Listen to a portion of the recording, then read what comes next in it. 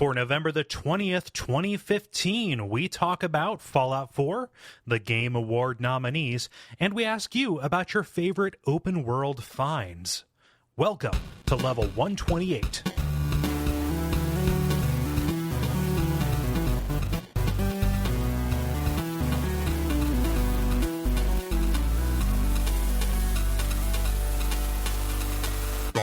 My name is Kole Ross. I'm Dennis Furia. I'm David Mysmith.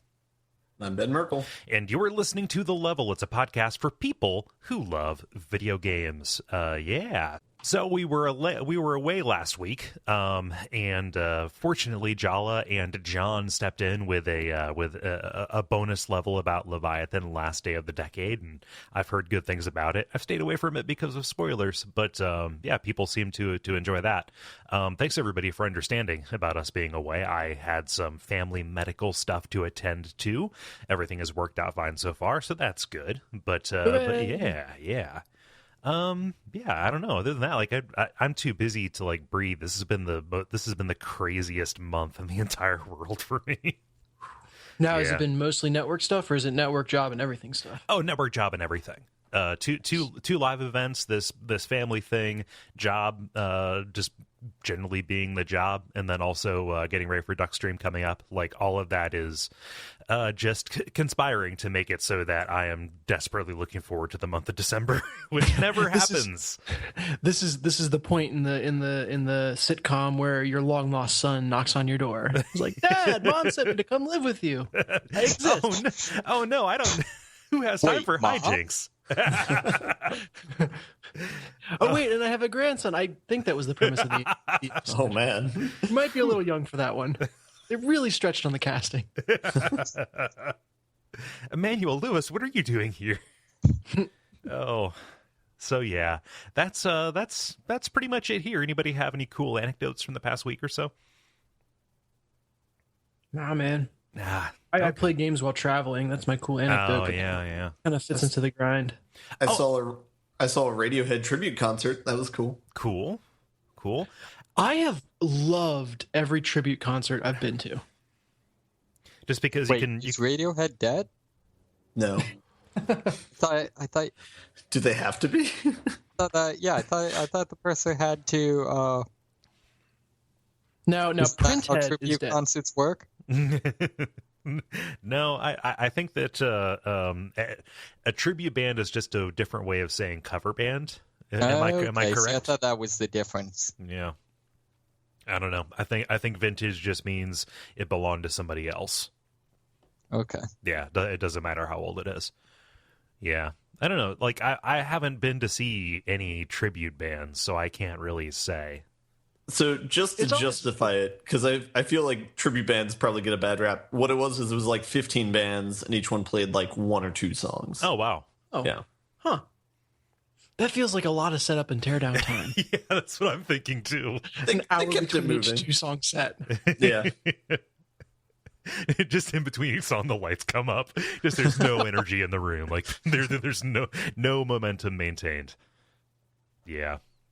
Huh. Oh, you know what else happened since we recorded last? The meetup down here in Cincinnati. Oh yeah, that was awesome. Yeah, that was a lot of fun. Thank you everybody for coming out to that.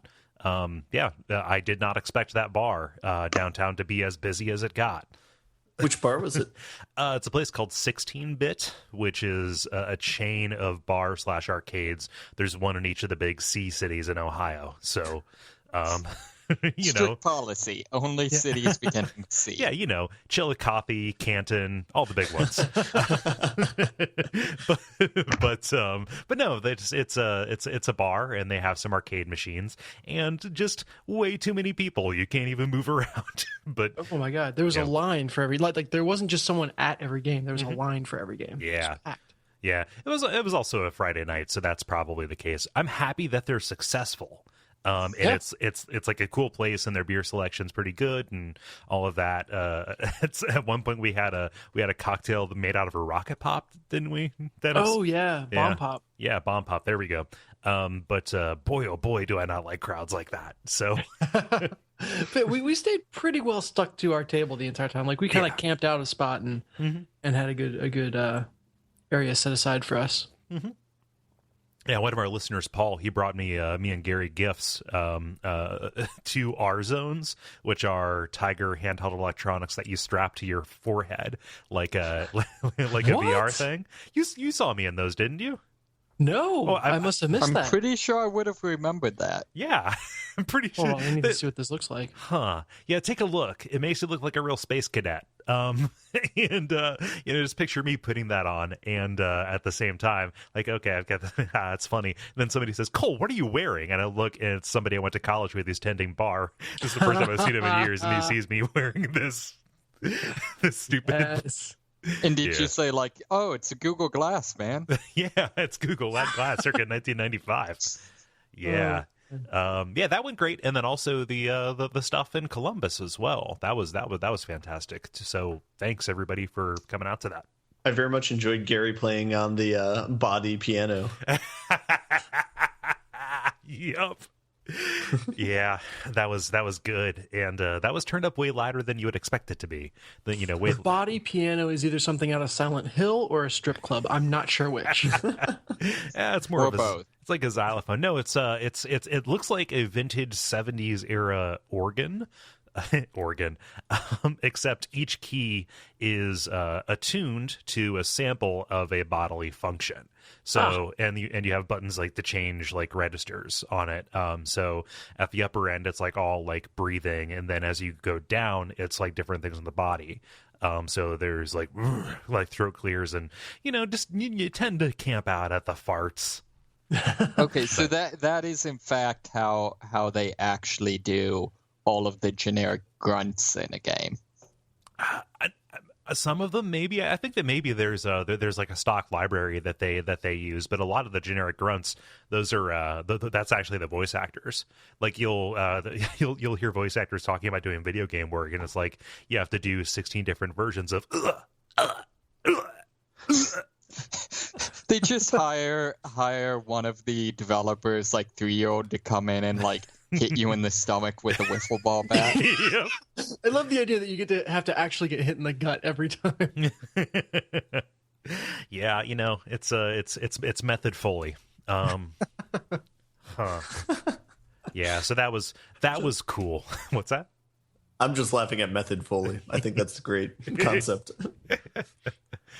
Oh, so yeah, that is the requisite amount of banter at the beginning. Let's see here. No more. There's like a meter on our screens that we have to fill up. Yep, it's the inanity meter. But we've got the usual kind of show for you here. We've got the brief, the multiplayer, and the grind, and as usual, we'll start with the brief, where we talk about things that are happening in the world of video games around us. Does anybody have a story they want to volunteer first? Yeah, I got one. Okay. It is a Heroes of the Storm story. Okay. About them introducing a new character, which it would at first brush be pretty run-of-the-mill. But this character and the way that they're introducing it... Oh my god, it's Cloud Strife. Yeah. Go ahead. It's so just crazy. I kind of can't believe that it exists, and it's worth talking about. So the character is called Cho'Gall. It's a two-headed orc. And the crazy gimmick is that in this like really competitive, 5-man team based game, it is one character that's played by two people. So you have one person controls a head that is like melee focused and controls the movement, and the other person controls the head that does ranged combat and buffs.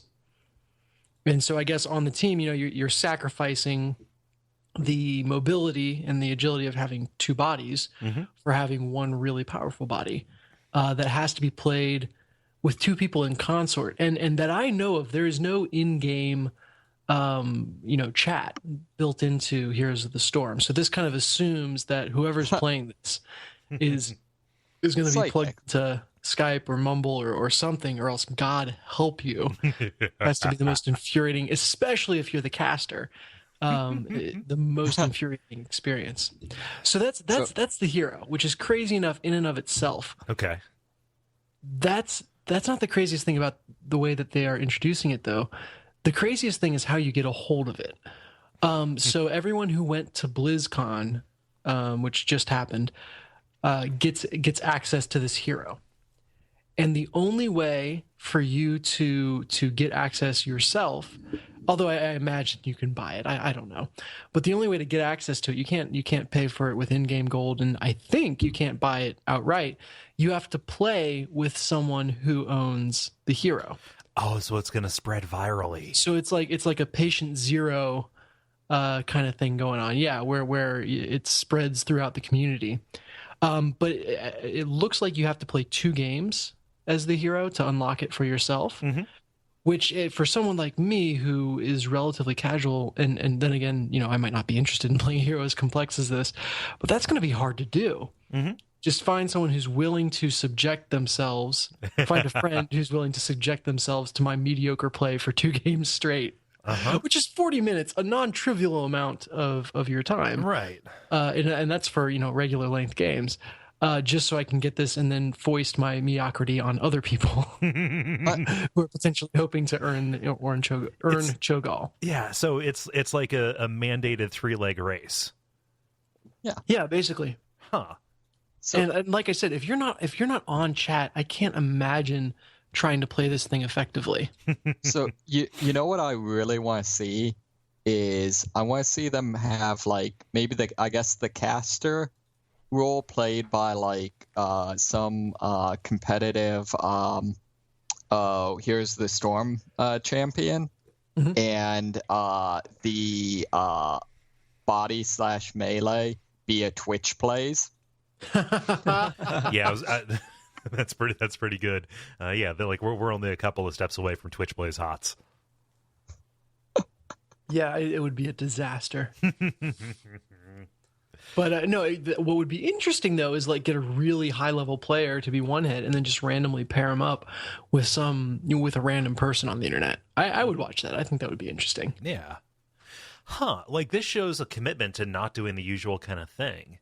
And I know that sounds like marketing copy or something like that. I feel filthy for even saying that, but like, I don't know. Like, I wouldn't see it, the way you opened this up is pretty good, or is very apt rather, in relation to this whole genre. Like something this wackadoodle just doesn't happen. Making MOBAs actually be fun almost seems like heresy. Yeah.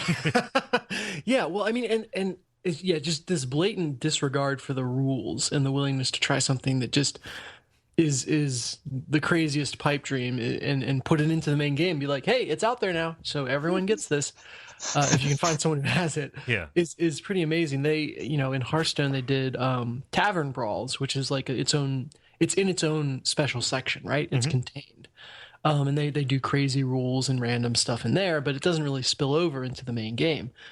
This is like dead in the heart of the actual game. Like, I'll be very interested to see, because there's one of 2 routes, right? One, it's a gimmick character, and we all had our laughs and checked it out, and it was fun. 2, I wonder if these teams are already so coordinated and effective already. If they, if you get 2 people who are piloting this together well enough, Pacific Rim style, does it just become this unstoppable juggernaut, and it works its way into competitive play in a big way. So what you're saying is you have to have all competitive teams will need to have one set of twins because they're the only ones who can actually control this abomination. Yeah.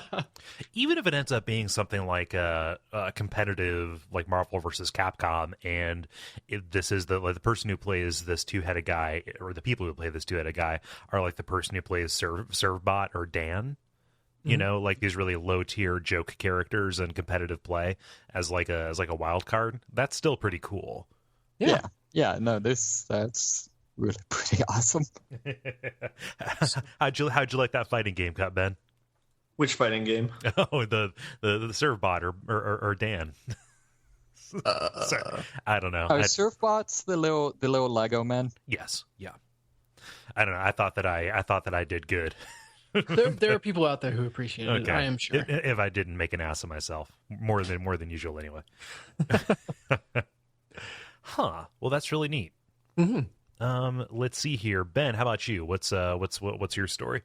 Yeah, so my story is that they announced the Game Award nominees this week, and that's going to be in 3 weeks. And if it's like last year, then it'll be in Vegas. But yeah, so some entries of note. So the Game of the Year nominees were Bloodborne, Fallout 4, Metal Gear Solid 5, Super Mario Maker, and The Witcher 3. So mostly AAA games, but in addition, they also had independent game, which is where they kind of pick up the smaller games. And the nominees they had for that were Axiom Verge, Her Story, Ori and the Blind Forest, Rocket League, and Undertale. Oh wow! So it's kind of an interesting mix. I thought it was interesting that Rocket League was on it because it's I don't know. It's a cool game, so it's cool to see like just a small I know our community in particular like loves Rocket League. Yeah. And I don't know if that's just a random subset and everyone else has forgotten about it and Duckfeed group is the hangers on, but it seems to be just this real phenomenon. No, I'm pretty sure when these demons attack, we'll detect people who are now soulless by who doesn't love Rocket League.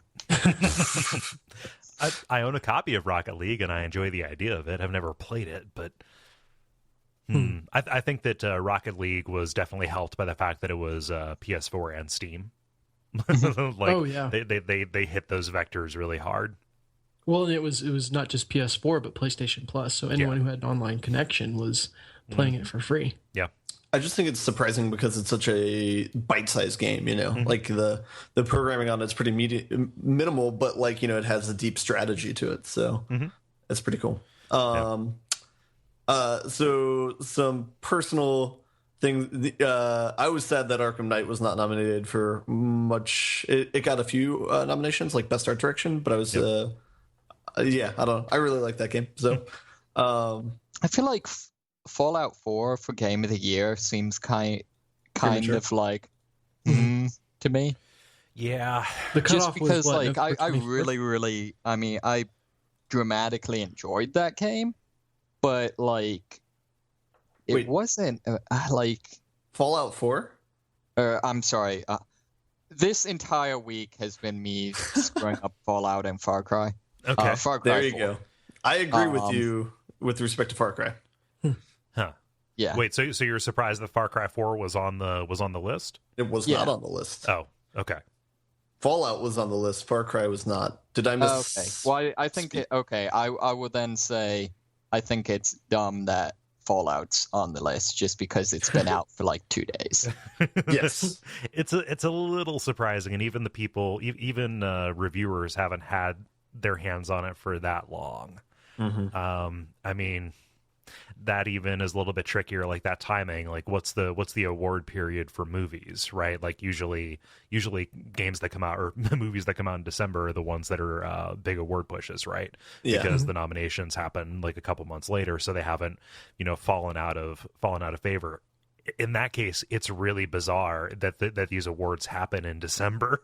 Well, and what is the committee that's selecting these, and what is the percentage chance that all of that committee has played Fallout for a significant amount leading into their voting? I don't know enough about it to say. Yeah, honestly, I've been to the show once, and I have no idea who reviews it. So, the Shadow Syndicate. I guess my default assumption would be that it's the publishers. Spiders. The publishers. Activision nominates Activision. Wow. Yeah. But I know I would see. It seems to me that for Game of the Year, throwing out Fallout 4 for just being dumb timing.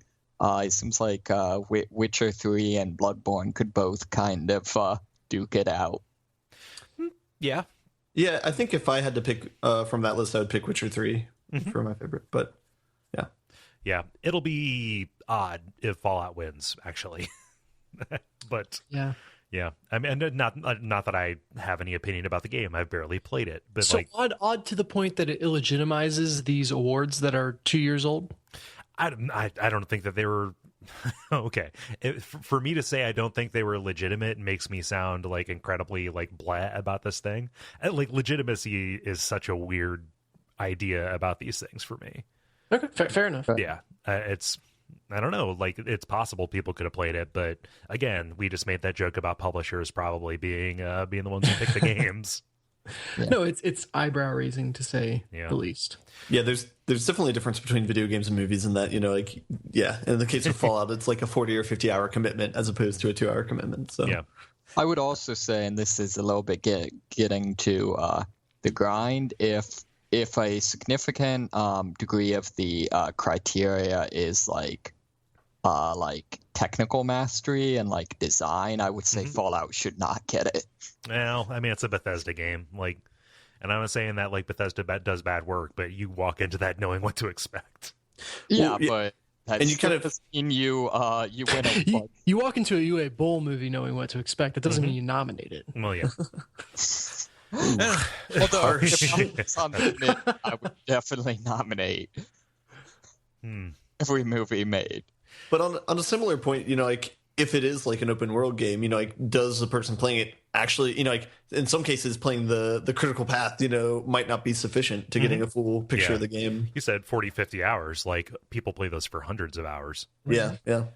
Yeah, I think for me, I'm more thinking, I just think the controls and like interface is really incredibly poorly designed. And it seems to me like I think that's a legitimate thing to judge. I don't necessarily think like it's legitimate to judge like, did you collect all 100 golden widgets? Yeah, like I'm not saying that. Yeah, not like definitely. I think that is that is on point. Let's save further Fallout 4 discussion for that section. For the Fallout 4 section. Yeah. For stepping back from this for just a moment, like, you reading that list aloud, both the AAA ones and the indie games, I was like, 2015 was actually pretty good. Like, in terms of games that came out. Like, there's a bunch of good stuff on those lists. And here's the thing I can't believe. We're almost back around to title of the year. Oh, wow. We probably ought to I'll get something together for you. Don't worry. It's been but it's been 50-ish episodes. Holy crap. Yeah. We'll get it worked out. Don't worry. Excited. Just as a side note, there is a spoiler in the nominations list. So what do you mean? Whatever. I don't want to say any more because I don't want to spoil it. Oh, best voice acting or best character appearance? Perhaps. Like that? It says best sudden death of a main character. That's an odd category. They're really padding the time on that show. Best mid-game genre shift. That's really weird. David, how about you? You got a story? Sure. I found an article. Apparently, in Rise of the Tomb Raider, they've got a special system for people who stream on Twitch, where at periodic points throughout the game, the viewers are presented with an option to select one of several modifications or events they can trigger in the next part of the game. So, like, examples they give are like making enemies more difficult, or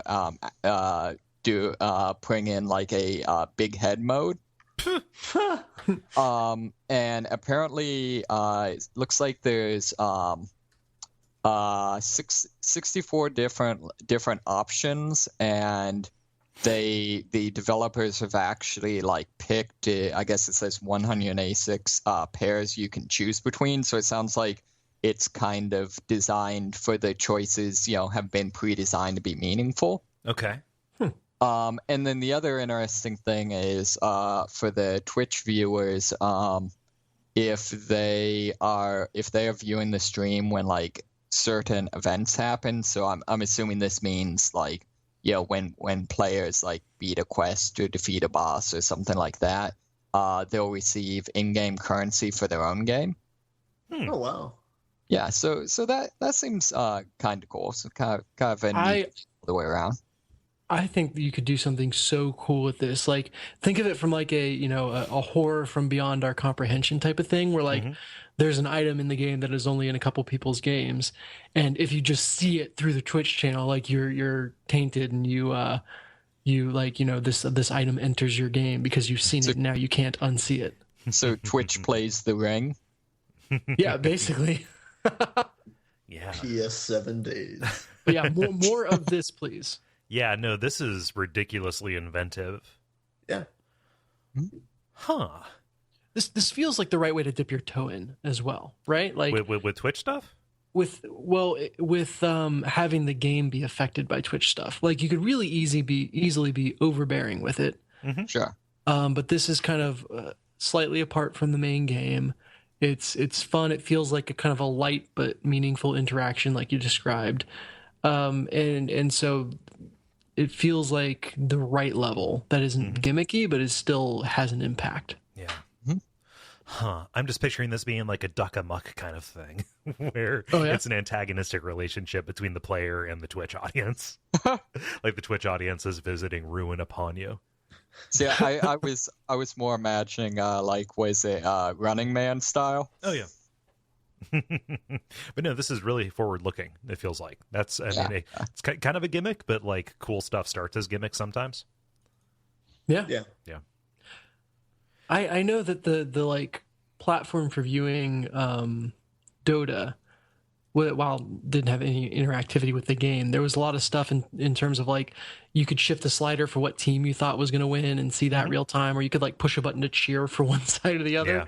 Yeah. But I would be interested to see more of that stuff in Twitch. Just ways to not even interact with the game, but just interact with the audience watching the game. Yeah. It'd be cool to have something in like Rock Band where they can give you the feedback instead of your performance gives the feedback. Or the audience helps select the upcoming song. That'd be cool too. Yeah. Looks like I'm playing Freebird again. well, you have to gray Freebird out. Or anybody who wants to recommend Freebird has to pay $1. And it still doesn't play it. Yep.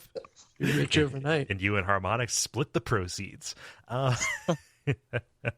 got a story. So Nintendo last week had a pretty big event with their Nintendo Direct, the first one after, I forget the name. Iwata, was that? Yep, there we go. Iwata passed away. And people got really excited about this. I made that joke about the Cloud appearing in Smash Brothers, but there was one story that kind of stuck out to me because I kind of thought it would never happen, which is that Dragon Quest VII and Dragon Quest VIII are coming to America via the Nintendo 3DS. So they already came to America. I'm going to quickly backpedal from that. Dragon Quest VII on the PlayStation and Dragon Quest VIII on the PS2. However, these are updated remakes, and hopefully Dragon Quest VII will be comprehensible and also playable this time. So high bar to shoot details. It's just a little bit of column A, a little bit of column B. I just want one or the other. But yeah, this is going to be happening sometime next year, and the 3DS seems like a great system for this. It's exciting. Yeah. I don't have experience at all with the series. Likewise.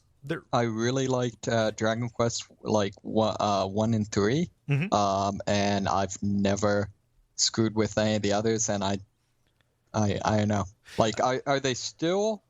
Is it still that same like 1 through 3 were all kind of the same, part of the same saga? Is it still doing that thing? I don't know, because I'm so unfamiliar with 4, 5, and 6, and people are going to say burn him, but so I don't know if they continue.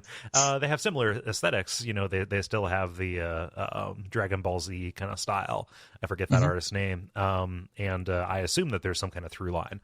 I don't know if it's like a Final Fantasy thing where every game has a chocobo and every game has a Cid, every Dragon Quest has a slime, but like Dragon Quest gotta 7 have a slime. Yeah, also Akira Toriyama. Okay, there we go, thank you. Yeah, it's funny because you talked about 1 and 3, and then you played the shit out of some Dragon Quest monsters, right? Yes, that's up there on one of my favorite games. But. Yeah, but yeah, like it's funny because like those early Dragon Quest remakes, those hit us at about the right time on the Game Boy Advance, right? Or Game Boy Color, like those remakes. Were kind of a historical oddity that makes sense for us to have played 1 and 3. Yeah. I think for me, some of it, like there was a whole run where like basically I went with like Nintendo systems, so there's a whole run of games that were like, PlayStation exclusive that I've never played, and then also now more recently, just I no longer have time in my life, unfortunately, for like JRPGs. Yeah, just kind of because. But because they're JRPGs. One, two especially were. Yeah. Huh. So yeah, this is exciting. Anytime an unlikely game comes out on an unlikely system at an unlikely date, I will be there. I'll be paying attention to it. Yeah. Cool. River fan translation. It's just a few more lines done. I'll be there. Well, you're giving me way more credit. I'm just there to like say, that's neat. I'm not actually contributing to any of this. I've never actually made anybody's life better. I beg to differ. Multiplayer. Now it is time for the multiplayer, where we ask you, the listeners, a question, and you, the listeners, answer. Dennis, what's the question that you asked the nice people? Yeah, the nice people got asked about open world games and fun things that happen in them completely unrelated to quest lines. So, all the best open world games have a lot more going on than the stuff that's directly related to text that tells you to go places and gives you experience. Mm-hmm. And that's what I wanted to find out about. Yeah, and this is timely because of Fallout 4. Mm-hmm. Yeah. The nice people were asked about this. The mean people were asked about escort quests. Yeah. Oh, David, you just ruined the fact that there's a nice Facebook and a mean Facebook. Yeah. Oh, I'm so sorry if you were asked about escort quests. No, we record two entirely separate podcasts and publish them.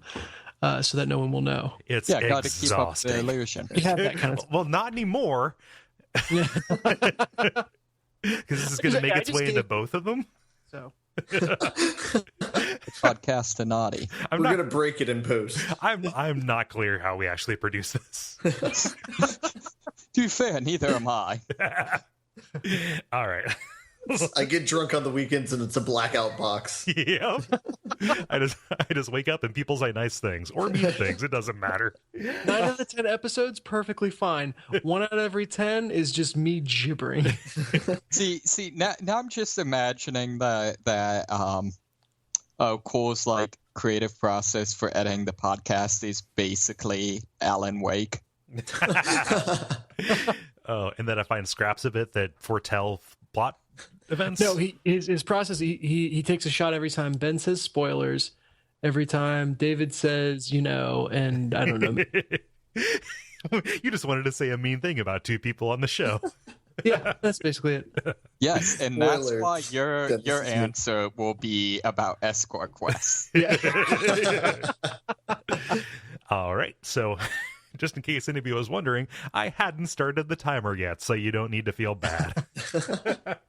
So, going to begin here with what appears to be a new name. I'm sorry if you've commented before, but Callum writes in saying, in the original Skate, I used to enjoy abusing the physics to get into areas of the maps that you shouldn't be able to get to. When they added running to the second game and object placement in the third, my hobby continued until I ended up finding the game boring if I wasn't jumping off of one of the city skyscrapers into a quarter pipe. We just call that living the dream, my friend. So now you know how Tony Hawk feels. Every day. It's not extreme enough. Nothing is extreme enough anymore. He's like Jeff Bridges and Fearless. Huh. Yeah, I like the Skate games. I only ever played the first one. It's okay, so I like the Skate game.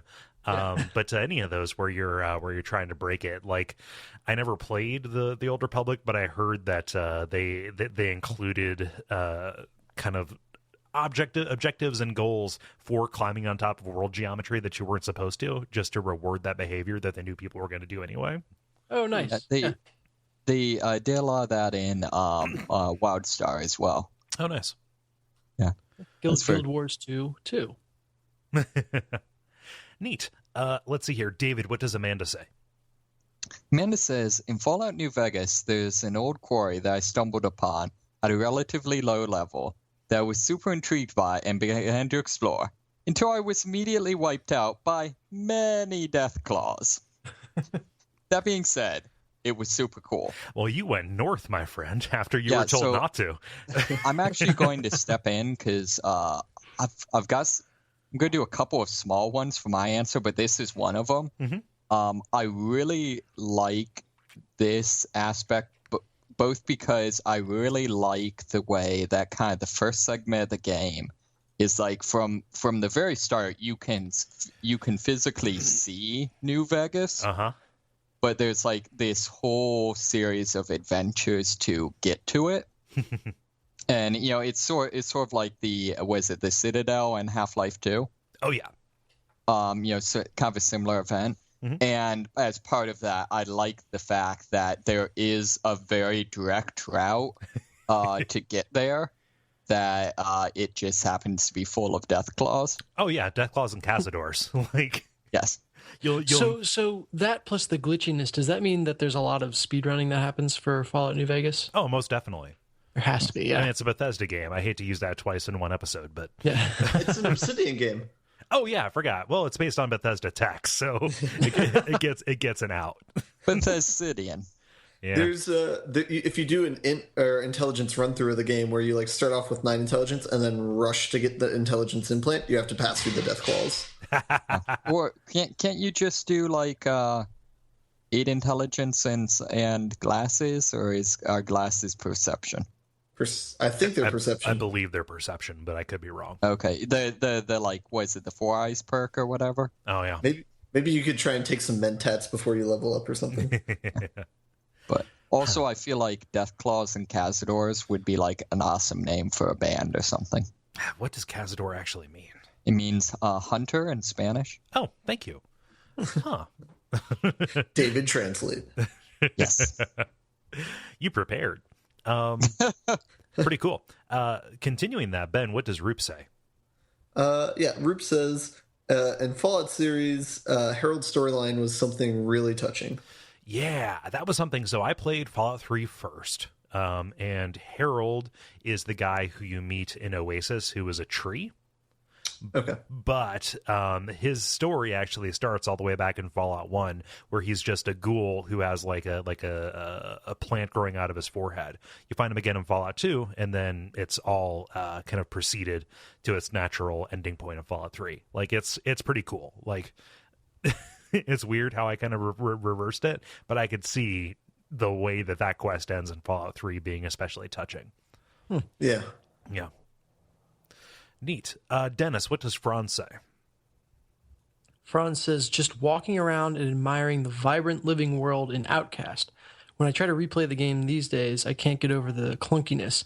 But back in 1999, I hadn't seen anything like it. I'm not sure what game they're talking about. Okay, I'm not the only one. Yeah, so I'm going to do a quick search on this.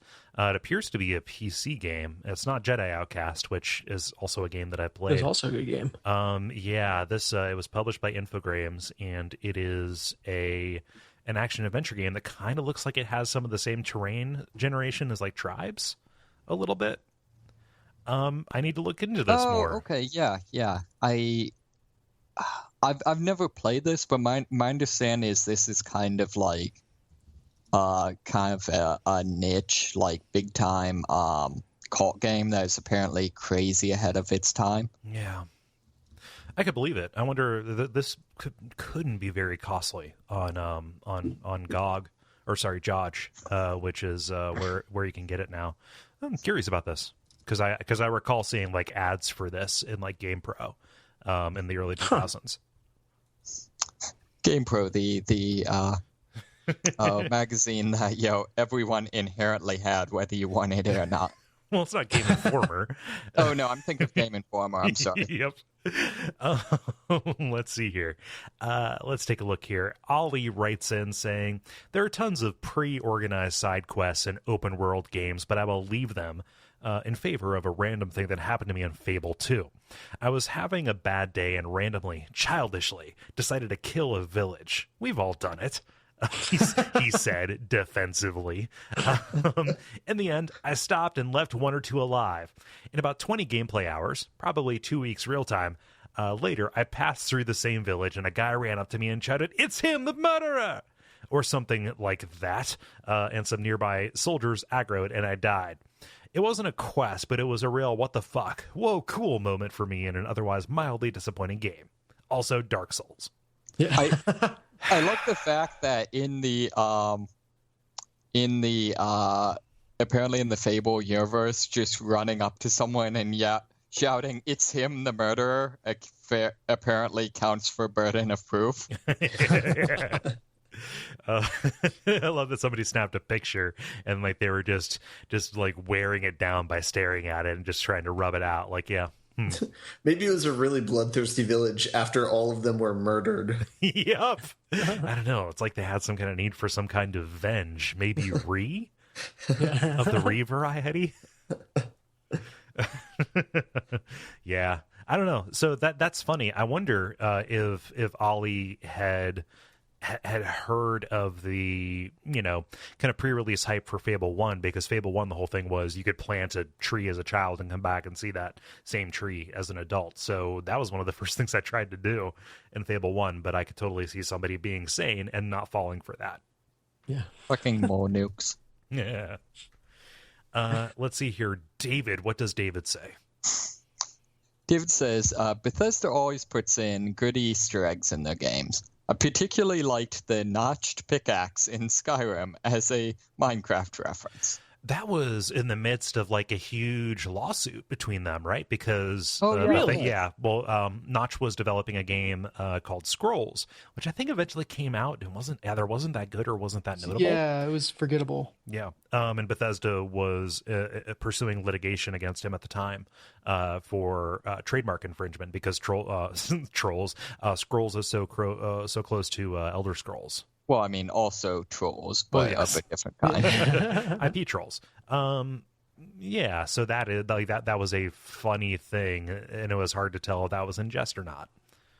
Did they ever? That's the one where Notch just like challenged them to a game of like Unreal Tournament or something.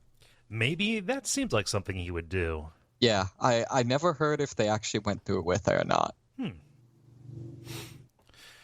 I don't know. Let's see here. Ben, what does Steven say? Steven says, after emerging from the initial dungeon in Skyrim, you're finally let loose into the world facing the direction of the town where your next quest marker is. If you ignore this, though, and turn around, you'll eventually find a house with a bandit standing out in front guarding it. Once inside the house, there isn't much to see or loot as far as gold or valuable potions or weaponry go, but if you look really closely next to the bookcase, there's a button that leads down to an intricate underground hideout where the bandit keeps all sorts of treasures.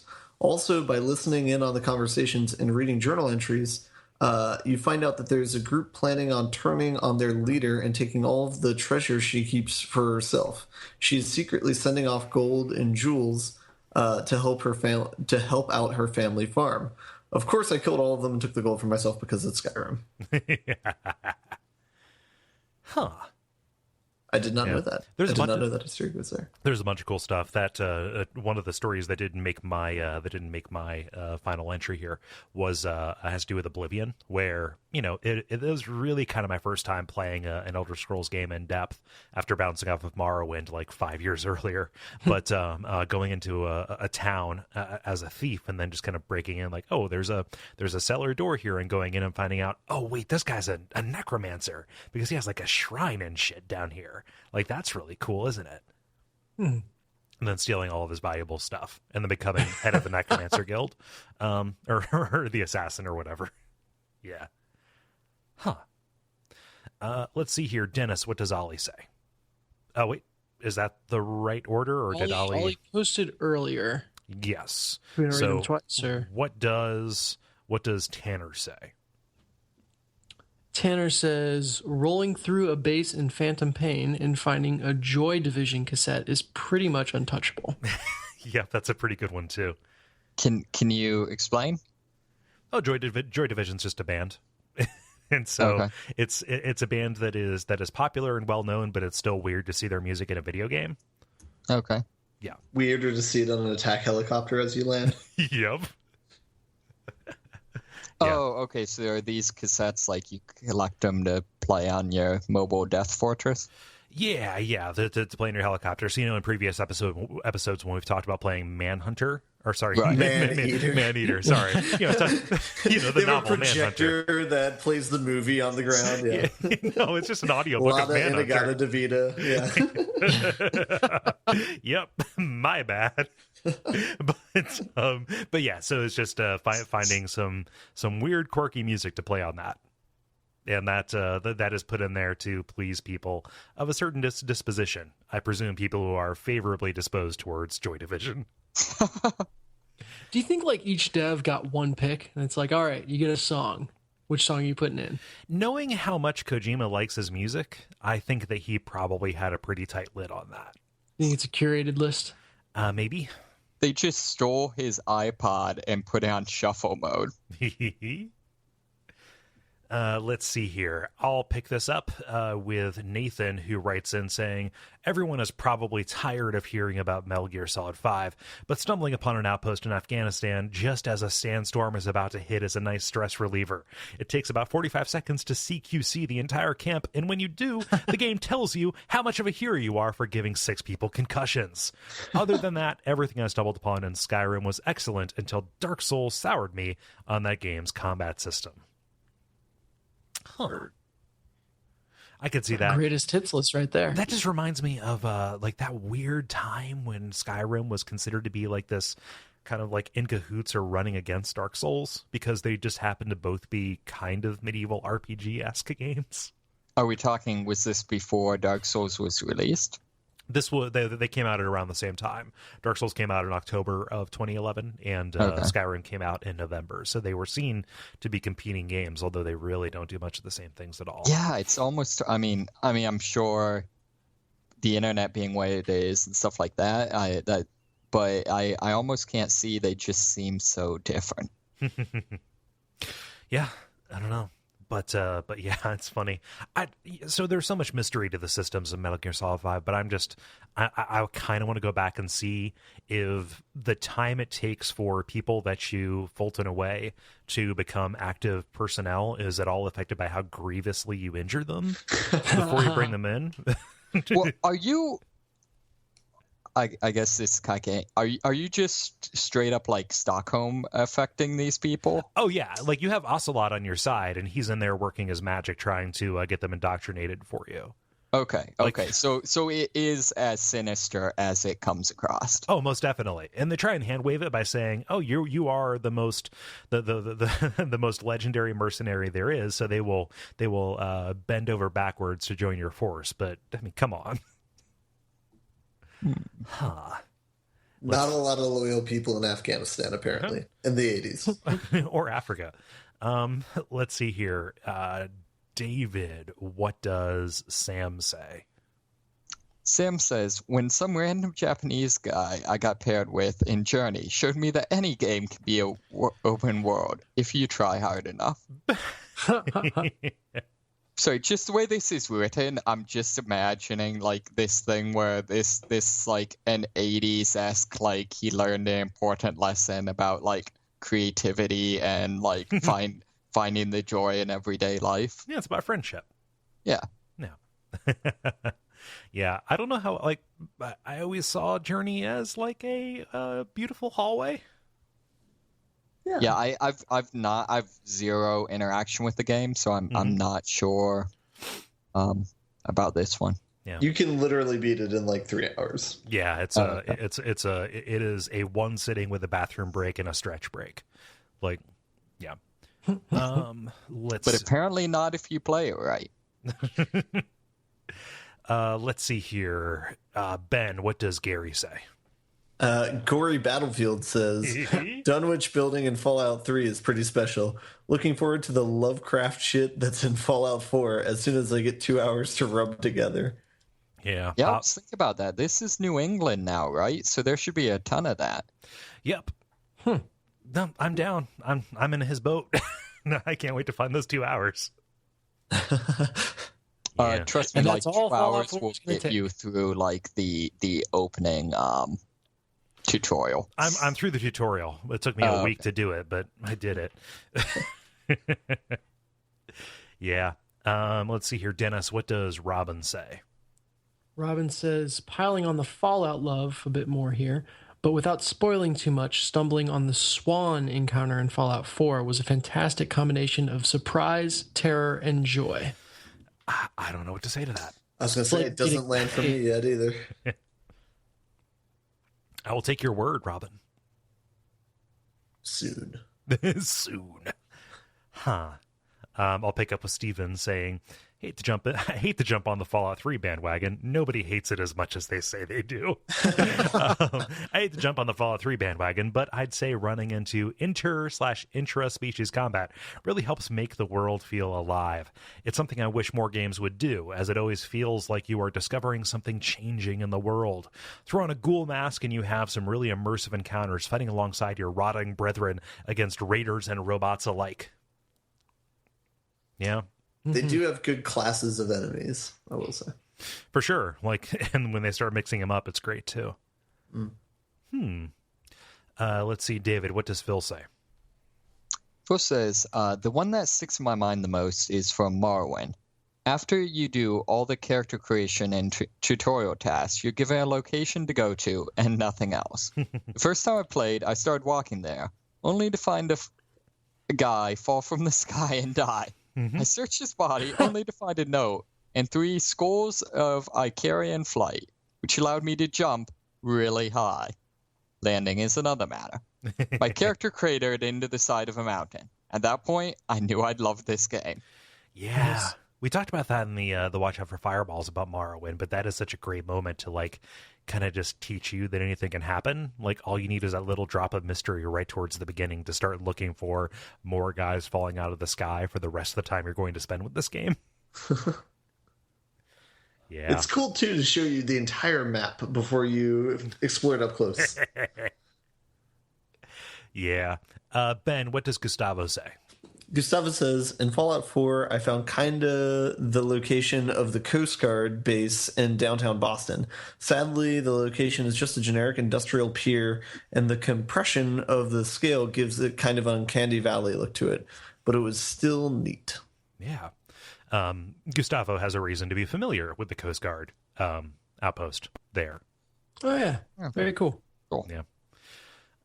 Definitely finding those real life places or the closest approximation thereof. And then finally, Dennis, what does Mikhail say? Mikhail says, I found Cheers in Fallout 4 a few days ago, and that made me well happy for a while. Skeleton Norm and Cliff were proper spooky. Yep. That is one of those things that I'm super happy amazing. wasn't spoiled for me, because I would totally have gone looking for the same thing. Nice. Yep. So I'm still going to make a pilgrimage to Cheers or whatever that bar is called, because it's fucking Cheers, people. Yeah. So yeah, let's go around with ours. I need a second to get my thoughts in order here, so I will choose somebody to go first. In this case, David, you alluded to having a couple. Sure, yeah. So I already mentioned Fallout, and I think I'll just say very generically pretty much all of EverQuest. Pretty much just the whole freaking thing. Yeah. I think one of the big ones for me is in probably pretty much all of the Stalker series, but particularly in Call of Pripyat. I don't speak Russian. They actually added in random blowouts. So basically, as you're exploring the open world, you'll randomly get messages that there's a blowout coming in. You have 20 seconds to get undercover, and if you're not under, say that again. Oh, that's an interesting idea. Yeah, and if you're not undercover, you just straight up die. And the thing is, this is a game that really kind of emphasizes, you can get yourself in a lot of trouble if you rush into an area without scouting it out and making sure it's, there's not enemies, it's not mutants, stuff like that. And it basically forces you to take off running. So it would be sort of equivalent if Dark Souls randomly required you to just like start dashing off into areas without having your shield raised. I mean, it's kind of the equivalent of God throwing a grenade at your position, isn't it? Yes. Okay. Yes. So yeah, that was kind of a neat thing. And then after it's a thing where you basically get into cover, and often some other guys that are out exploring might like get in with it, and you kind of hunker down, and the world and skies like flashing and stuff outside your position, and then you go out and loot everyone who didn't make it to cover. Nice. So. How about you, Ben? I had a hard time coming up with one because most of the cool like side things are typically tied to some sort of side quest or some sort of some sort of intentionally designed, I guess. But I think one of the coolest things is I remember back in Just Cause 2, it was before the time of recording, being able to record gameplay experiences on the PlayStation. But there was one moment where I blew up a shack, but I was able to hook on to a side panel like as it was blowing up, and so then I was like attached to the side panel as it like flew down a mountain, and so it was just a really cool experience, like to see that perspective. It felt like Interstellar or The Martian, but yeah, no, that was cool. Have you seen on YouTube any of the like stunt videos people have put up from Just Cause 2? I saw the ones that they promoted when they released the game, but I haven't seen like fan-made ones. Oh yeah, well you remember for like was it GTA 3? People would do like the jump out of a jetliner and like land in like a swimming pool in someone's backyard. Yeah, those sorts of stunts. It's kind of those sorts of things, but it's a lot of just the precision. Yeah, with a grappling hook and a parachute. Yeah. Yep. Yeah. How about you, Dennis? So my favorite is fairly recent, and it comes from Guild Wars 2. There are all these kind of lookout points that you have in game, where you can get experience just for climbing somewhere with a really good vista. And one of the ones that you climb up in Lion's Arch, it's like particularly tall and takes a particularly long time to get to. It's like a lighthouse that's on a harbor, and you're just running up and up and up and up and up. And it's like, oh my God, I can't believe that I'm spending so much time like trying to get up to this place. You finally get to the top, and there's like a little diving board type thing. Yes. And goggles. And you can choose to put on the goggles, which immediately like strips you down to a bathing suit, and then dive off of this diving board into the bay. And you're falling for, a good 15 seconds, I would say, which is really just an incredible amount of fun. But it's, you kind of get lured up there just because you're looking for experience, or you're trying to complete the area, or what have you. And then there's just this special little reward waiting for you there. And I understand, David, you can probably confirm there's more of these places. I don't know if there's more like diving places, but the vistas are all over the place, and there's constantly stuff like that where they're just kind of doing stuff with you. Mm-hmm. The one I was going to add is it's I guess one of the systems is you can pick up like improvised weapons and like summoned weapons, stuff like that will temporarily change what attacks you have on your hot menu bar. And the bathing suit thing or goggles or whatever are programmed as that. So also as you're jumping, your hot menu bar is full of like, do a flip, do a man, I missed that. Stuff like that. Dang, I'll have to do it again. Yeah, I'm pretty sure. I could be wrong, but I'm pretty sure I remember that. So I kind of remember World of Warcraft had kind of a similar thing on the Twin Colossuses that we did as like a guild expedition with the back when League of Honor was still a thing. Mm-hmm. And yeah. I'm going to go ahead and do mine real quick. So I think that Fallout New Vegas is great for this stuff, specifically because there is a trait you can take that that says, hey, you like finding this stuff in a game, and then puts it in there.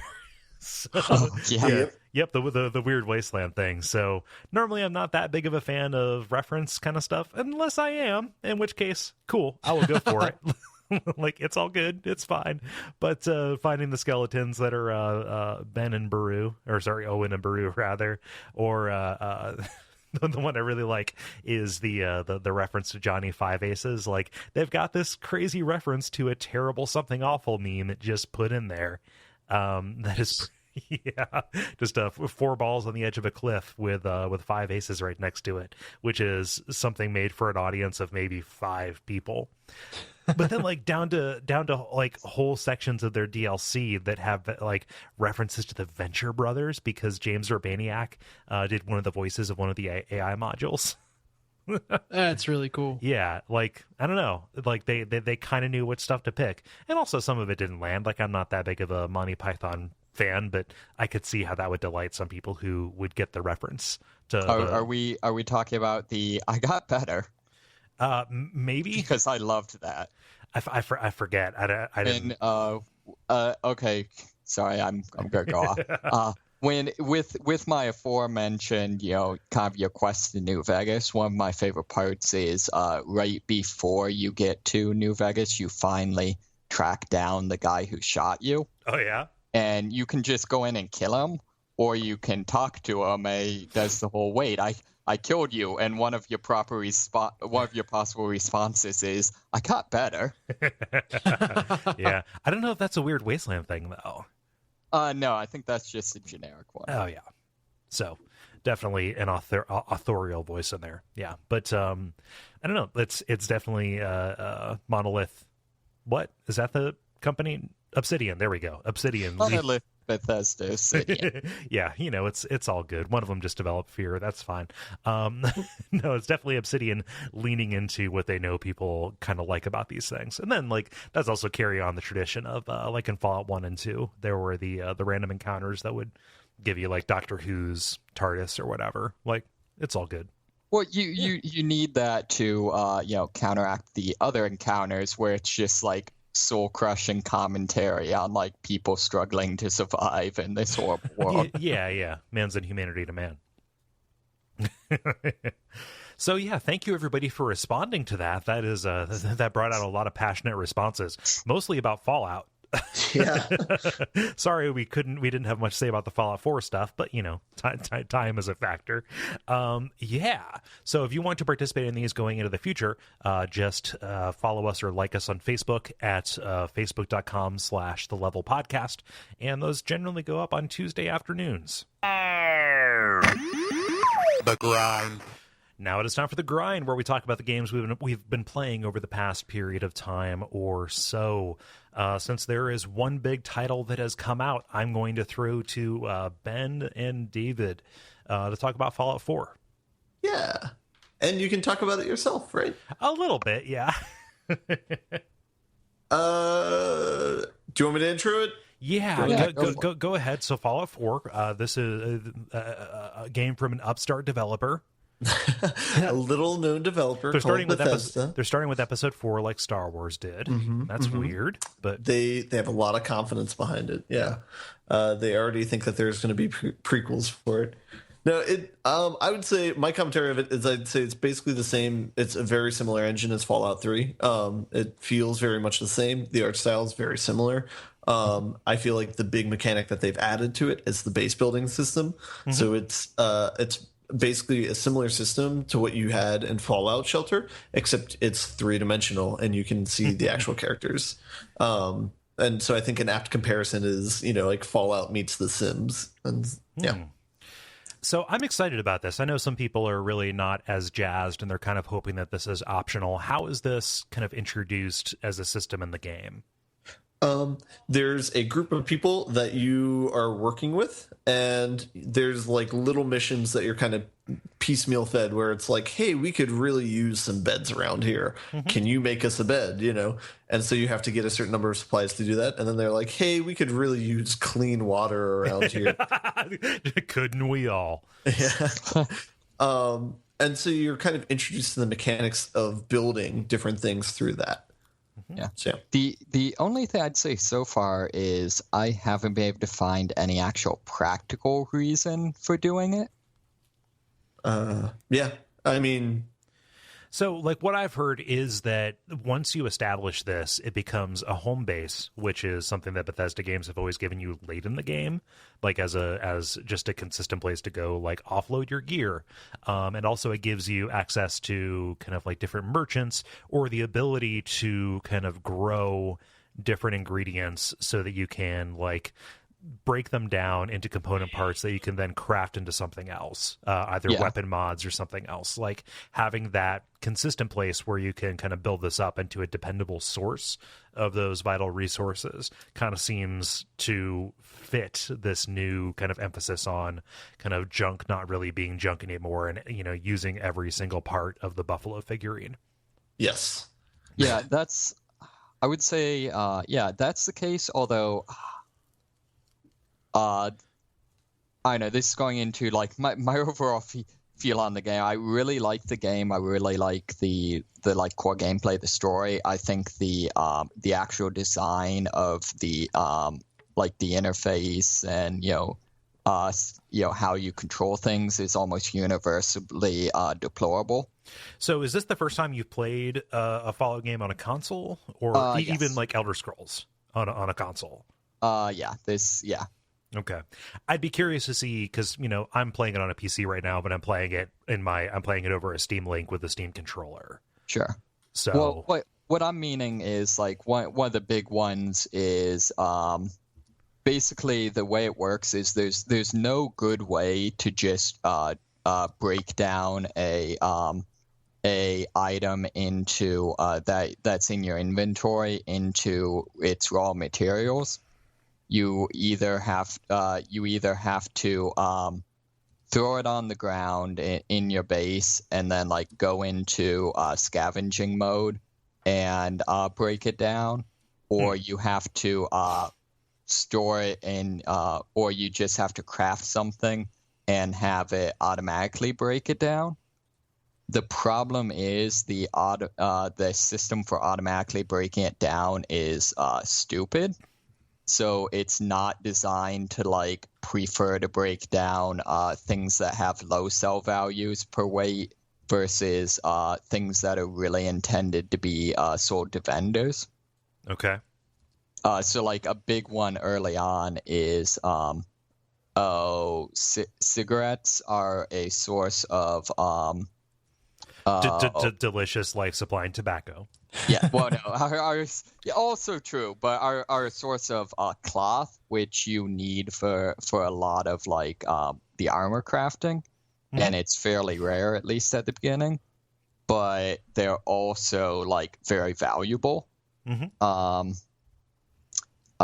So, and the game has a tendency to just want to break down your cigarettes, even if you have things that aren't inherently valuable that it could break down. So is the problem that you don't want to break down the things yourself? Oh, the problem is if I could just go into my inventory and select an item and choose breakdown, that would be great. You can do that. Chuck it on the ground. You don't have to throw it on the ground. If you go up to the bench and press like square, you can break down an item. That's either in your inventory or on the bench that it's at. Okay. I guess maybe this goes to the other things. They don't explain anything in the game. Yeah. Discoverability probably is not as good as it could be. Right. That's so fair. Okay, so maybe that's the thing. But yeah, I would say the other thing that's a little bit wonky is vendors basically require you to have taken like the second level of the leadership perk.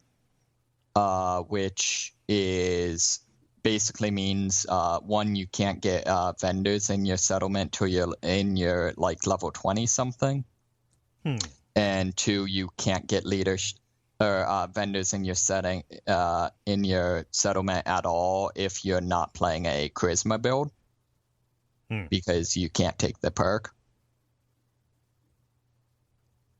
I mean, that just seems to be incentivizing one build over another.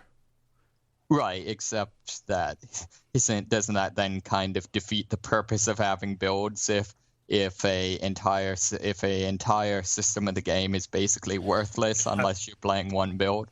I mean, like, you're not able to do like spellcrafting in Oblivion. I mean, it just kind of seems like it gives you the ability to attract different people. Like, it makes sense in the fiction of the game to attract different people with your charisma, as opposed to kind of having to go and outsource that stuff. Well, by but going also to a different in place. the fiction of the game, it makes sense that your character is going to quickly succumb to cancer. That doesn't make it good gameplay to, have you do that. Yeah, it seems to be a way to reward people for putting that into it, and if you would just assume that that not having those things at your base is the norm. See, but I don't think it is. I don't think it's truly optional. I think when the number one selling point of your game basically becomes meaningless without it, I don't think it's really optional. Wait. So what's the mechanic that's the number one selling point? Having a merchant I would at your say base? the settlement system. Yeah, okay. So, but having a merchant at the base, though? That's the only, as far as I can see, that's the only thing that you can do with bases that actually has any practical impact on anything. But there's like a whole farming kind of system. There's the fact that you can use it as as like a place to keep all your stuff. Like, it's just the system of having a home in Fallout 3 and Oblivion and Skyrim, except taken to a next logical extreme. But so I want to understand though, what's the advantage of having the merchant at your base? Is just to get caps by selling them stuff, or and just being able to. My understanding is that's like the source of most of the rare items in the game. Oh, okay. Or one of the better ways to get like rare items is my understanding. There's also two perks with there's scavenger, and there's two levels to that perk that can have you get more rare items just by breaking items down. Yeah. Well, yeah.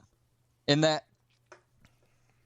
So I really like the game, but this is turning into things I don't like. I feel like I don't like the new leveling system just because I feel like there's a lot of perks that aren't really optional.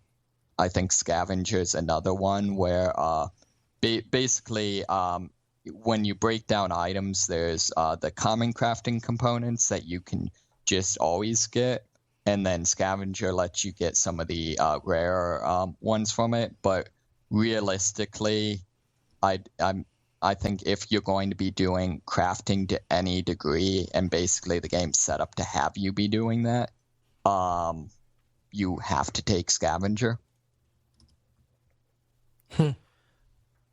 But I mean, so if you want to do it, then you can just prioritize that and go for it. Okay. So just I'm going to do a strength and endurance run through just to spite you, David. That's fine, but I think it's very clearly there's certain perks that there's a lot of perks that are things that aren't really optional. I don't think you actually have nearly as much control over your character simply because everything's been made so because there's just these clearly defined perks.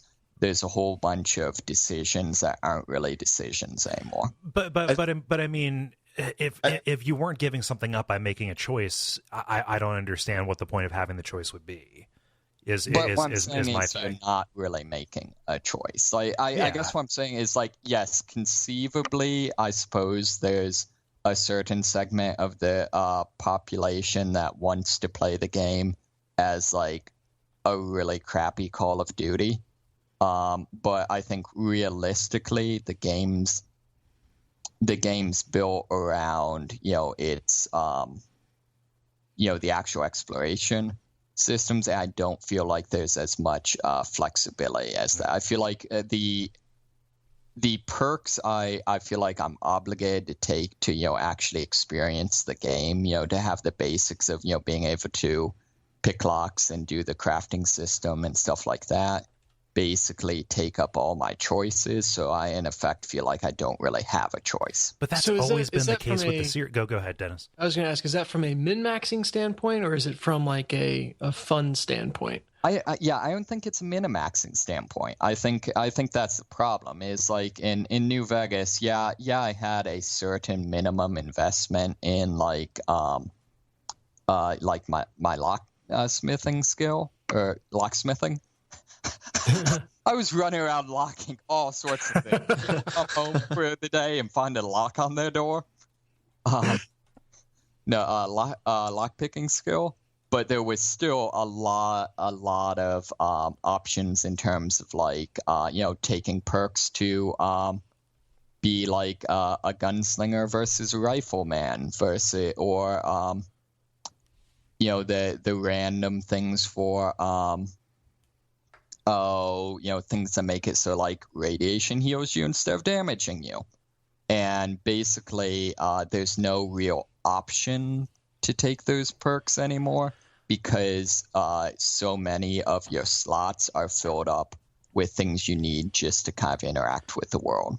But I'm gonna liken this to a morality system in like Knights of the Republic, where I'm gonna say that the option's there. It's just that nobody probably wants to take it.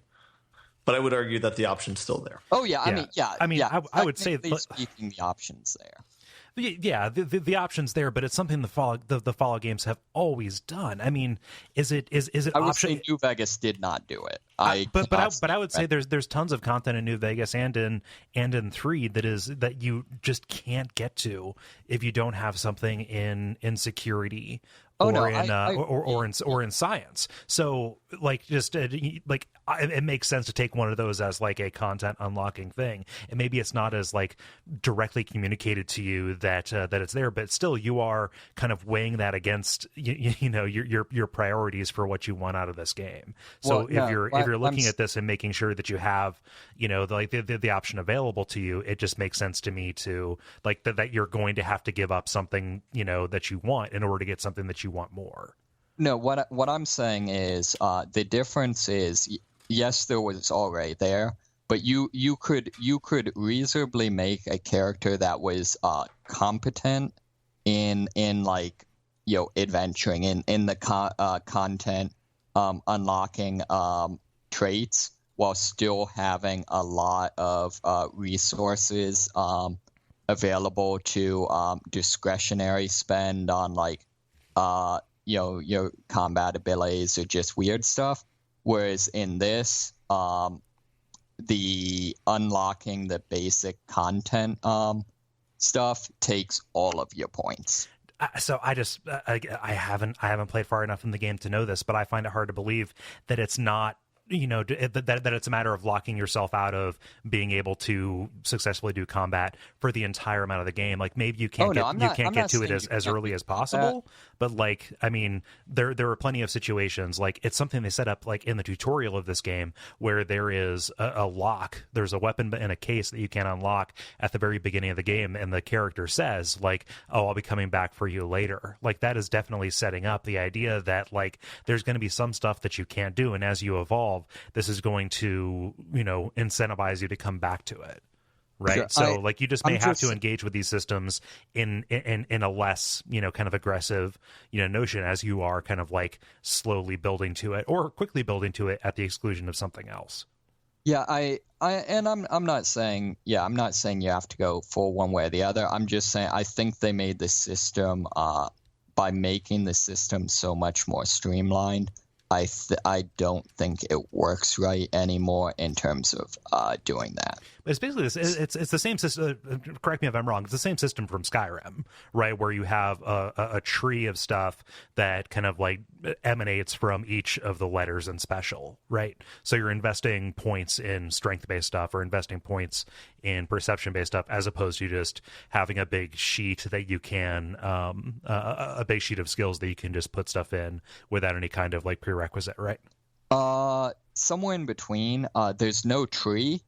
But each ability is aligned with a stat.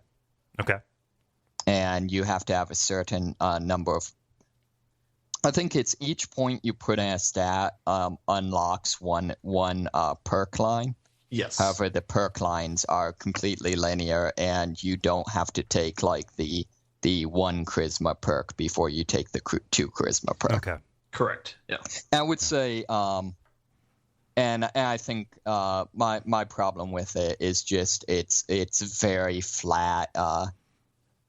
Whereas in like New Vegas, say I leveled up and I got 10 skill points per level, I could decide that like I want to spend 5 of them on a content opening skill like lock picking, and 5 of them on like small arms.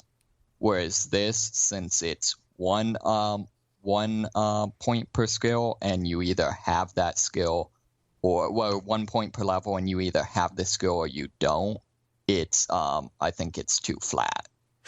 Okay, well, yeah, so the way they changed it out is so that if you have a high intelligence, then you gain more experience, so you're supposed to level up more frequently, right? Sure, yeah.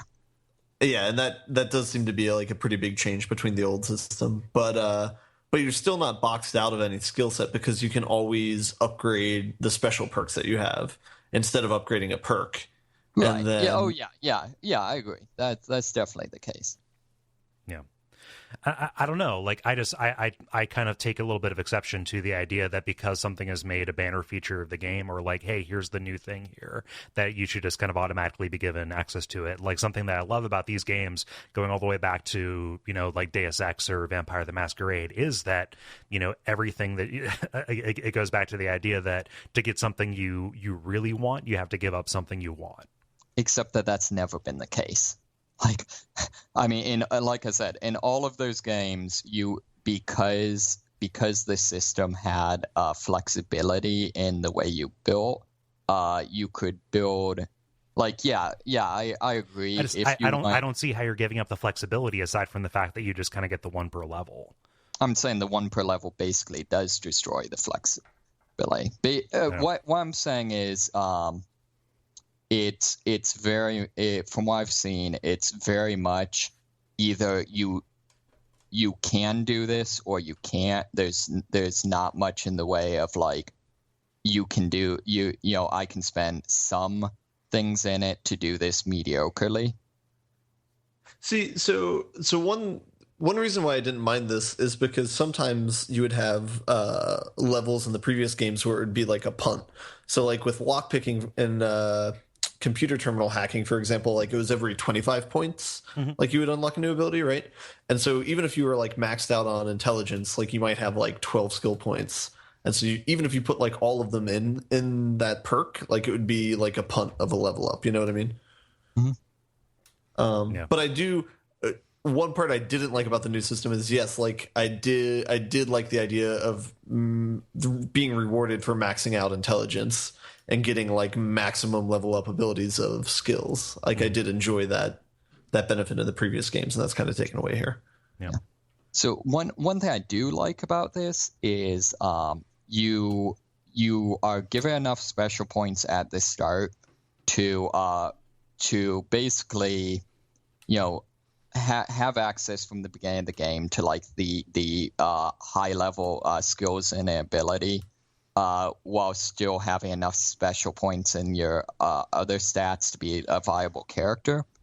And since it's not a tree, that means that some of the weird things like you can unlock right away. So like your first level, you could unlock the ability that like radiation now heals you.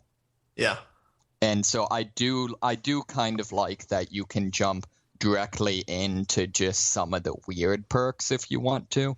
I just don't think the game really makes that viable. That just sounds so much more flexible to me. And to be clear though, you can only unlock the first step of those perks because the next steps are gated by level. Yeah. Right. And and I agree. I don't know. Yeah. We're kind of coming up on time. I just know that we probably have some more stuff to talk about. Either Ben or David, did you have anything else besides Fallout 4 to hit?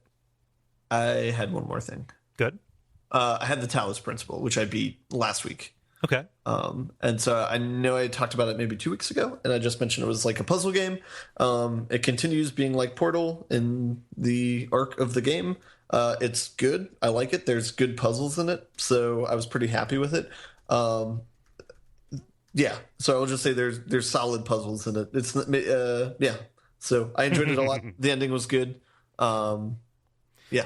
Did the story ever become anything more than the what is the meaning of existence in artificial intelligence kind of thing? I mean, there's a twist or a reveal of sorts. So depending upon how much you thought about the game, it may be a surprise or it may not be a surprise. But yeah, I mean, I thought it was satisfying. So okay. Yeah. Cool. Does that have a expansion? It does, and I have it, but I haven't played it. Okay. I've only played like the first level of it. Are you curious enough about the game to go into the expansion? Yeah. I might do it later down the line because it is more puzzles basically, but like that itch has been scratched. So I'm not too keen to jump back into it yet, but I think it's probably something that I'll come back to later. Yeah. Yeah. Okay. David, how about you? Do you have any other games you played? Yeah, I've been playing through Leviathan. Okay. Yeah, I continue. It's a good game. I continue to not be entirely sure what the hell is going on. I'm interested to see like kind of where it goes because right now there's a lot of stuff in it that's just really weird in like a very direct way, if that makes sense. Like in an off-putting way, or like no, more just in terms of like there's things that are happening that's very weird that the game doesn't seem to be recognizing as weird in a way that makes sense. So like very pretty early on, basically like you and your friends are like participating in like black magic to summon a demon. And like there's no like setup for this. It's just like hey, why it's almost presented as like this like like Leave It to Beaver-esque like, oh man, 12-year-olds, am I right? And like one of the one of the weirdest exchanges in any game I've ever played is what you're going through like the list of reagents, and one of them is like the head of the head from a dead thing, and the character who's like the kind of the dorky like mama's boy that is always getting picked on is like that's your friend. He's like, oh yeah, I use this head of this like I found this dead homeless lady and cut off her head, and like you're like, oh, you're so silly, you should have just cut off the head of a kitten. And then like the game goes on with its shit. Yeah. It's like so it's stuff like that where it's like I'm not sure. Like I think some of it is I haven't quite figured out if it's supposed to be like surreal or if it almost comes across like it's supposed to a little bit be almost a Twilight Zone-esque sort of like take on kind of like sinister and morbid type of thing. Just kind of like, oh, here's a world with wildly different values than you probably have. Right, and like it seems like it very much could be setting up for like a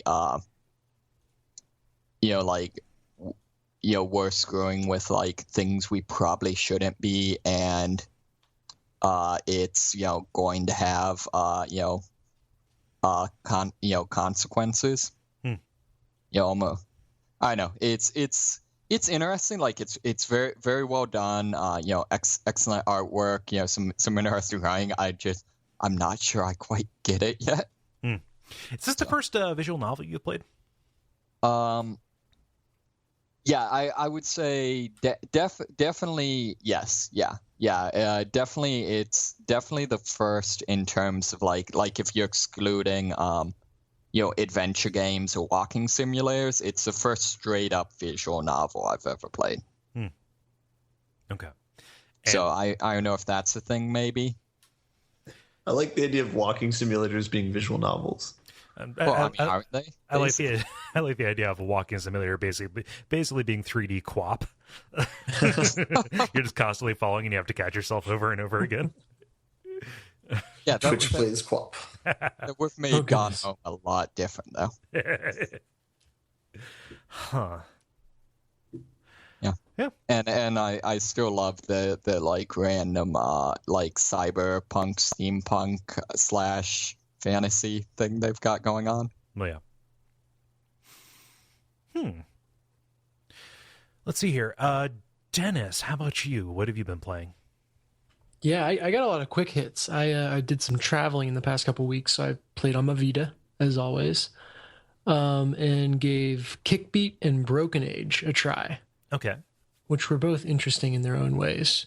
So Kickbeat is a rhythm game / fighting game where the quote unquote notes that come down towards you from Guitar Hero style are actually villains or bad guys, and you have to press like the right button at the moment they attack to counter their attack and kind of knock them away. Cool. And so yeah, it's a really cool concept. I like rhythm games in general, and this is just a take on it that I hadn't seen elsewhere. So it's played just with the face buttons on your controller. So relatively simple, and all the enemies are in a circle around you, so it feels like you're getting ganged up on in a fight, and then they'll kind of step in to the light or step in so that you know that they're there, and then circle like a 90 degrees around you and then attack. So they're not all coming down a line like you would think of in Rock Band or Guitar Hero or any games like that. It's circular, which is a cool twist, but you kind of have to relearn how to read the notes coming at you. And I was forced to go all the way to the I picked it up and I'm like, oh yeah, I know rhythm games, I can go to the hard difficulty off the bat. Nope. Had to go all the way back down to easy, where it's like one press per bar of music, and relearn from the beginning. But then the color of the note doesn't signify which button you have to press. The color of the note or bad guy signifies the timing with which you have to press it. Oh wow. And so if it's a blue bad guy, that it's going to be like quick. Yellow bad guys are usually like on the main 4 count. And then red bad guys come 2 at a time, so you have to push 2 of the buttons on the pad at once. So again, it's everything is just kind of a quarter turn from what's standard in the rhythm game, which is it was fun to relearn a system like that. When you go into so many of these guitar games, I imagine, Cole, it's kind of a much smaller version of what you talked about with Guitar Hero Live, where like all of a sudden it's a completely different construct than what you're used to, but it feels good to master something like that. I mean, it sounds similar. Like in Guitar Hero Live, you're still looking at notes that are coming at you vertically. Like this seems like a much bigger visual departure. It is, yeah. So that's it was fun for its novelty. It's hurt by the fact that it's got a really small track list. I think there's only like 18 songs on it in total, and the track list just isn't my style. So it's like Marilyn Manson, Rob Zombie. It's all kind of more on the metal side of things, which fits okay for a fighting game, right? But I would have loved to see them do more of other kinds of tracks that would fit in an action movie. So the final boss, I forget the name of the track, but like the track for the final boss is a lot more electronica than anything that came before it, to the point where it like stood out to me as noticeably different from all these kind of screamo bands. And I liked that one a lot. Like it felt really good. It had much more of a flow to it than some of the metal stuff did. and I would have loved to see more of that in the game. Yeah. So small track list, not my favorite genre track list, but the game is just dripping with personality, and it's just a really fun novelty if you like rhythm games. See, I really like the rhythm game as like rhythm as a kind of metaphor is not the right word, but I'm going to say that for like combat. I really wish I would love to see that replace QuickTime events in terms of like when you need a way to make like action that's happening on screen interactive. I feel like that I would love to see that as a way to make QuickTime events that aren't just completely random. Sure. So instead of press as fast as possible, it's press in time with a rhythm. Or even like just instead of it being like flash this button on screen, hope you remember which one's square. Like actually have them be coming down the line so that you can kind of anticipate and get into the rhythm of the scene and have a reasonable chance of getting it without having to just play the scene 5 times in a row. We're looking at you, Tomb Raider. By the way, has anyone heard yet if Rise of the Tomb Raider does away with some of the QuickTime shenanigans? Don't have an Xbox, so I don't know. I know that's actually something I was wondering with Twitch is I feel like at least Tomb Raider as I played it would not be something you'd want to watch on Twitch because no one wants to watch me fail the same QuickTime event 15 times in a row. Yeah, sure. Yeah, so that's Kickbeat. That sounds very cool. Yeah, a diversion. I mean, I played through it in 2 sittings on flights totaling less than 3 hours. So nice. You can, and that was just on easy mode.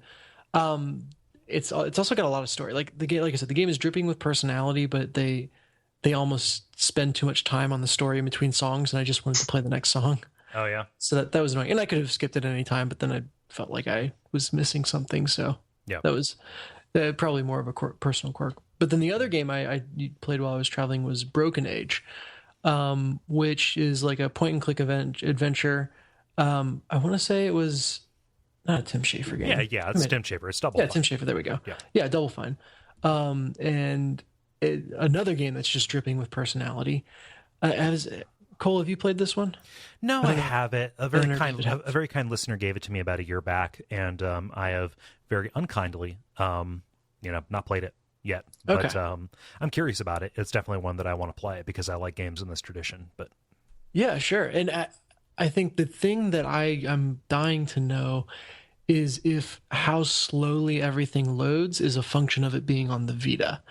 Because I have nothing against point and click adventures, and the story of the game was really intriguing to me and kept me playing much longer than my patience would normally allow. Just because every time I needed to change a screen or walk from one place to another, it was so much waiting. You wait for the character to get to the side, or hopefully you can double click and skip that. But then there's like this 5-second period where it's loading the next screen, which I don't understand because the art assets aren't like super intensive or anything. And that's weird too, because like loading times usually associate those with like disc-based media, at least in adventure games, and the idea like you got this off of PS Plus, just like I did. So like it's just loading off of flash memory. So yeah, there's no reason. So I have to imagine it's something that happened in the port over that slowed it down. But so that complaint aside.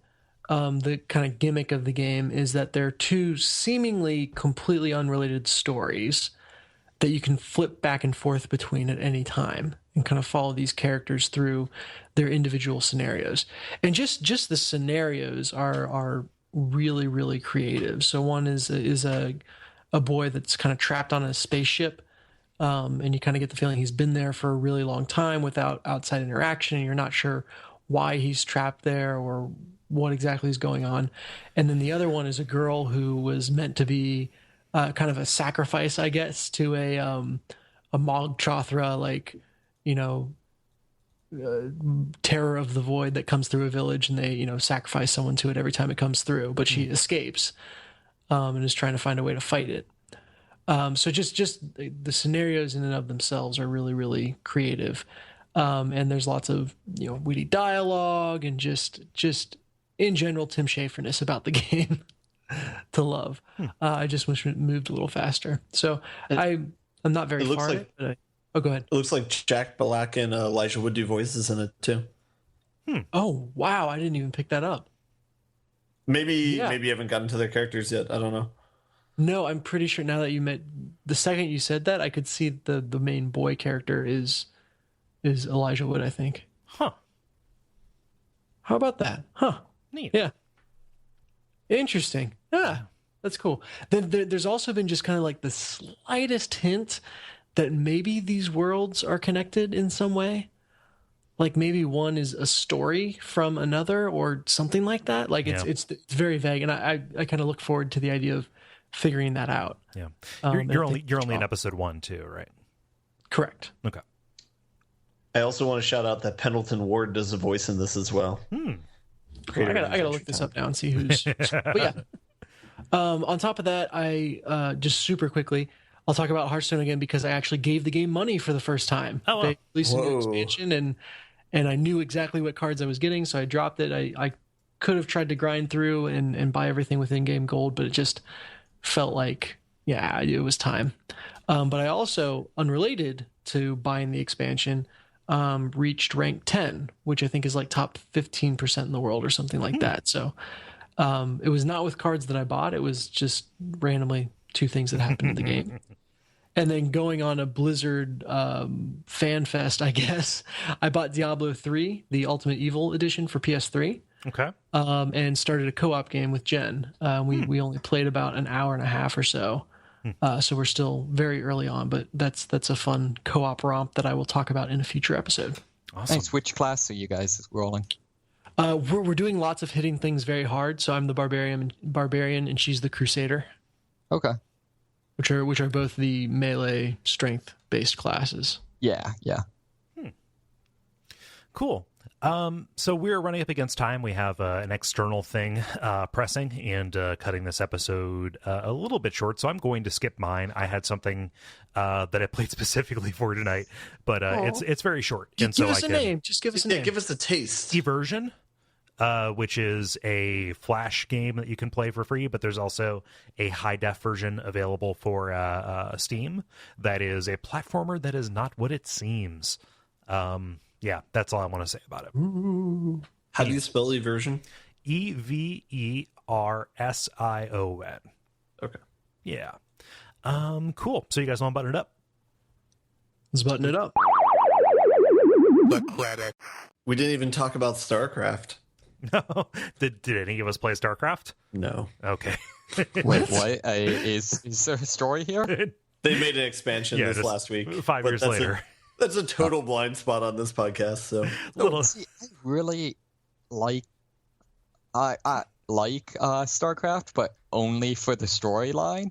So this should be good because it finishes out the story. See, but I feel like the problem is what I really should do is watch a Let's Play of someone who's actually competent at the game. I don't know, maybe, or just read the wiki summary. It's all good. Yeah. Let's see here. So thank you very much for listening. If you're listening to this on Friday, it's my birthday. It's the 20th. Yeah. Also, the Duckstream charity event is starting up. So go to Duckfeed.tv and look for that information there. Watch that in support of the Transactive Gender Center out in Portland. Yeah, we'd really love to have you there. It's going to be a fun time.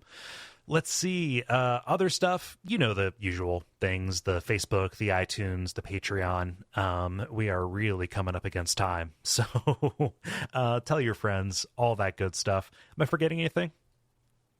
No, tell your friends is the big one. Leave a review. Yes, have a good Thanksgiving. Oh, yes. We're not going to have an episode next week. I just made that decision. I'm going to be home on Tuesday, like that night. That makes sense. Yeah. So everybody enjoy your holiday, and we'll be back on the other side with more good stuff. Sorry to leave you in the lurch like that, but yeah, just family realities. Blah. Cool. So good. Yeah. So I've been Kole Ross at Kole Ross on Twitter. I've been Dennis Furia at DFuria on Twitter. I've been David Mysmith at Mysmith777 on the Twitter. I've been Ben Merkel at Merkelizer on Twitter. Yep, and stick around for the titles.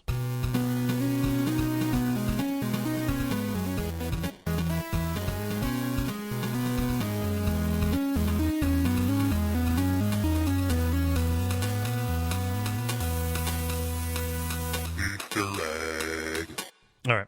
I'm going to read the 4 that I have, and if anybody else has any, then we will add those to the list. Method Foley, the Inanity Meter, Yes. Mean Facebook, Venge of the Re variety. You had mine, which was the Inanity Meter. Yeah, I feel like either Inanity Meter or Mean Facebook would be kind of the ones I'd be. Okay. I wrote down Venge of the Re variety, and I also wrote down Blackout Box, but I'm good with any of those. So Okay. Let's it sounds like we're fairly split. Let's see what the Slack says. Sure. All right.